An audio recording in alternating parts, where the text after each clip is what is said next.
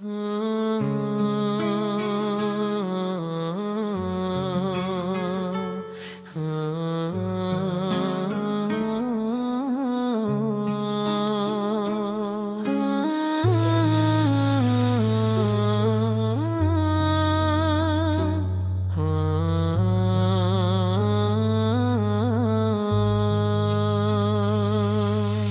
istana megah Firaun berkuasa, hidup seorang wanita mulia, menjaga rambut anak raja.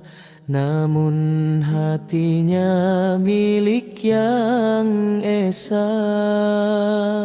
Sisir terjatuh, nama Allah terucap, tersingkap rahsia iman di hadapan musuh kejam.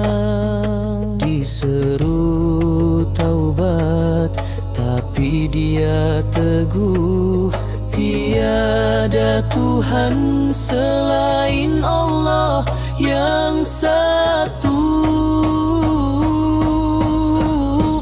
Masih